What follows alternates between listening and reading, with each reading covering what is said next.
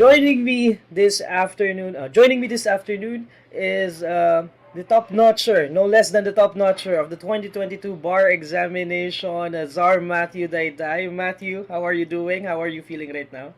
I'm feeling really good. Yeah, I think it's still a bit of a shock at this point. Yeah. Mhm. I I guess the question is, how did you prepare for this examination? Mm, well, I I mostly prepared really by studying every day. I think I stuck to my calendar. I made sure that when I'm study like before I started really preparing or studying for the bar exams, I made sure to prepare a calendar first, like lay out by what time or by what date I should have finished with this subject and started with this subject and so on. And mostly, I think what helped for me was really studying with my friends. Um, I have this group of three friends that I really study with every night. So what we would do is maybe around 8 p.m. or 9 p.m. we would go on Zoom together, and then we would just study as a group so that at least it feels like we have people who would keep us accountable for that. Mhm. Matthew, were you expecting these results really? Because of course, a lot of people right now, a lot of the bar exam takers are just wishing for them to just pass. Probably that's the wish or the prayer of a lot of takers. Yeah. But you also top the exam. So were you expecting these results to be like this? No, definitely not. I think I'm also one of those people who is really praying or wishing just to pass the exam. To me, I think as long as I pass the exam, that's okay. Because in the end, parang in the end naman, it's not your clients as a lawyer or your employers as a lawyer wouldn't really um, ask, oh, did you top the bar? Or, oh, what was your ranking in the bar? To me, it's all, once you pass the bar, you're all equal as lawyers.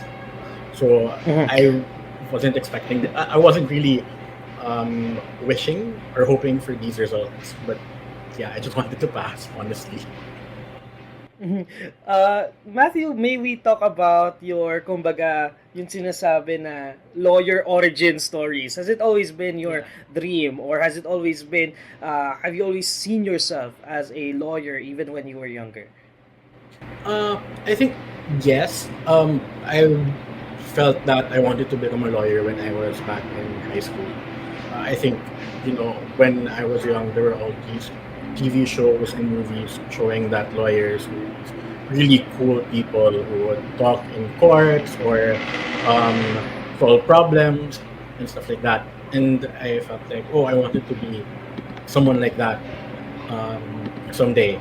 But of course, when I grew older, I realized that being a lawyer isn't really like what they show on TV or on movies. But even then, I still felt like I wanted to be a lawyer. I still felt like being a lawyer would be something that would help me solve other people's problems and contribute Mm-hmm. to making the society a better one. Mhm. So that's very interesting that you said that. No, so Mike, which brings me to my next question. So what's next for you? So we know that there will be an oath taking, but Yeah. after that, how are you going to? What lawyer would you like to be once you are out Mhm. there? Well, for now, I'm currently employed in Mhm. a law firm. And I think I would continue with, of course, with my employment. But I think for now, what I want to be is someone who is open to learning, to growing as a lawyer. Because even if we've already passed law school, we already graduated, took the bar, passed the bar, I think based on my limited experience working, the practice or the industry itself is really different from law Mhm. school. Mhm. So what I want to be now is to be that kind of lawyer who can really help my clients by making sure that I'm open to all kinds of work, to all kinds of experiences. I won't say no to anything that I think, oh, parang that seems a bit basic or simple, but to treat all of these experiences, all of these tasks as something that will help you grow as a better lawyer, uh, so that eventually I will be a lawyer who was trained properly, who has a multitude of experiences, which would allow me to better solve problems and help my clients. Mhm. Matthew, we might have young viewers who are watching this interview. They might be thinking right now, I want to be a lawyer someday. Also, there are lawyers, or aspiring lawyers who will also take this exam in the coming years. So, what advice would you give them? I think for me, the primary point of advice that I would give to aspiring lawyers or to lawyers who will be taking the bar exam is really to um it it's really to trust the process, because to me, I am a firm believer that we are essentially um what we repeatedly do. So, all of the things, all of the small things that you do every day gradually accumulate. And the results are simply what happens because of the things you do every day. So, I would advise these aspiring lawyers or these young people to really work hard, to be open to different experiences, to have that curiosity and that eagerness to learn, to know, and to always ask questions, to always be inquisitive. Because to me, being a lawyer means that you're always going to be asking questions, you're always going to be learning. So, yeah,